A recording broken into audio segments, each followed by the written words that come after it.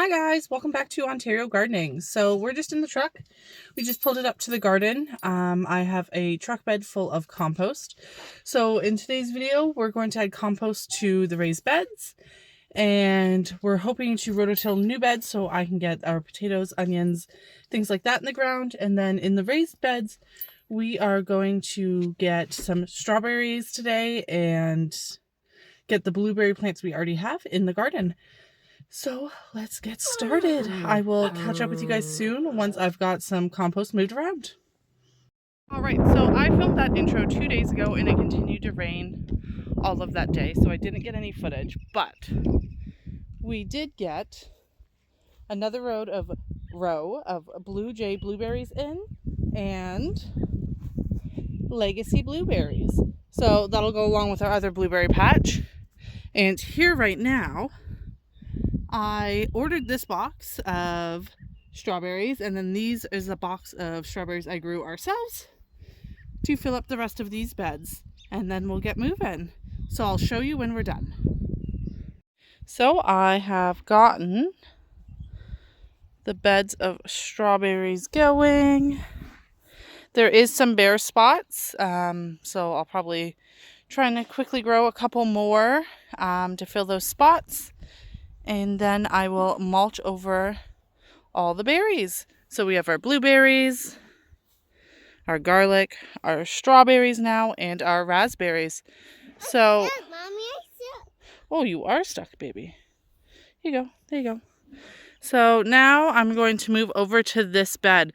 And in this bed, we're going to do onions, potatoes, carrots, radish, kale, and spinach. I'm hoping we can get that all fitted in there. So we have the different chitted potatoes that we had done previously. I just did a short on them. So while I was planting strawberries, Dan and Abigail came over and did my lines for the potatoes. So they're about 24 inches apart between rows. And as we plant each potato, it needs to be about 12 to 18 inches apart. So this whole bed we figure will be all the potatoes we have, because we do have quite a few. And then in the center, for about half of it, I'm going to do radishes. We don't necessarily eat radish, but I know the chickens will, so it's just something we can toss in with the potatoes.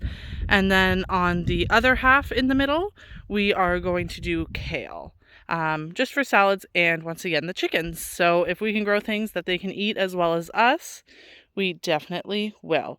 So I'm going to get the first tray here and get started.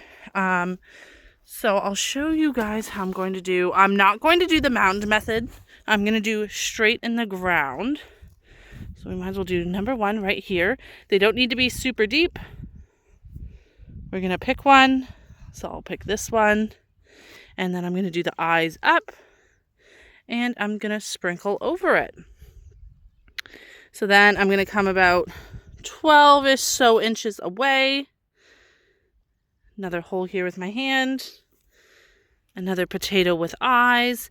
And I'm going to bury it. So I'm going to get all the potatoes in. And then I will show you guys what I'm going to do with the seeds. So you can't necessarily tell, but I've done potatoes on this side and this side. So in the middle, I'm going to go through with kale.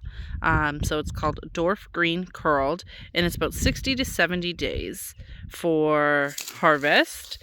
And then we're going to go in with radish on a good chunk of the rest, because I have 2 packs of radish. So I have 2 packs of radish, and they're about 30 days to harvest once germinated and up. So I'm going to go through, and I'm going to do kale here in the front in the middle, and then I'll do radish on the next. I'm going to, with my sorry for the camera jiggle, with my hand, I'm just going to make a trench, something like this. Kind of hard to see because everything is brown. I am ripping out the sod clumps as we go, so I'm going down the garden, but we're going to do it that way. So a trench, and then I'm going to open the seed packet, kind of lightly tap it out all the way through until we hit the end. And then once they pop up, I will have to go through and thin everything. But that's kind of the game plan here. And then we will move along and start the bed over there, which is going to be onion, carrots, and spinach. Here's to hoping everything works out. This is going to be our first year ever growing potatoes. I have grown onions in the past, and they aren't the best onions I've ever seen, so I'm hoping with in-ground, it'll be different. At the other house, I had to do the onions in pots. I didn't have a bed for them. So we will keep you guys updated, and once we're over there, I will catch you guys up to speed, and I'll get all these seeds planted. Okay, so here we have onion set, so of shallot onions, or shallot, whatever you want to call them, with their planting instructions. And then at our local feed store, I found a bag of Maltese. So we have these ones, and then we also have white.